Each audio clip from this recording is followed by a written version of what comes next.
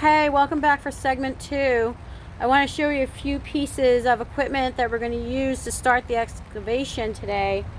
I'm going to first show you what the footwear impression casting looks like. It may not be what you expect.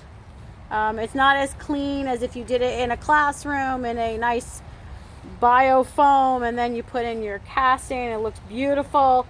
But when you do it in real dirt and real rock and all of the elements that are around it, it doesn't always turn out the way you expect. But we do see a little bit of the impression in there.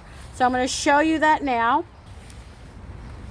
You can kind of see the boot impression in here. You can see there's a lot of rock. Just make sure you also have your sheet with you that we're going to be working on. We're going to be using that too.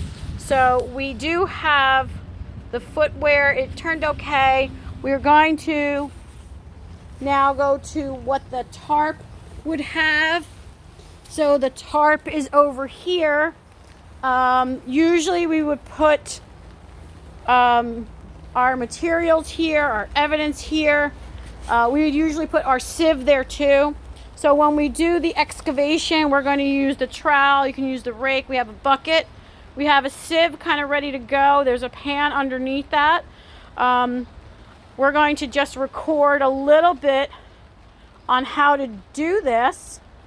All right, work on the process. So let's take a look. All right, so here you go. Try this out. So when you're going to dig, one of the first things that people want to do is they want to dig, usually taking their trowel and digging in and picking up. Now you can destroy your evidence that way. So you want to stay away from that. So you might use your little rake, maybe to rake because you have a lot of rock. All right. Anything that you take, anything that you collect, you're going to use your trowel and put it in your bucket. You want to scrape. You don't want to dig. You scrape.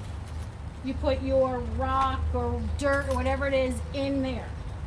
Once you fill that up, usually we go to the tarp where you would have your sieve. Your sieve is basically like a wooden frame with what looks like a screen. Okay, you don't want to press on it too hard because then you will break that screen. So you put some of your dirt then into the sieve and you would gently pass it through so all the small particles will fall through and you're just left with large particles.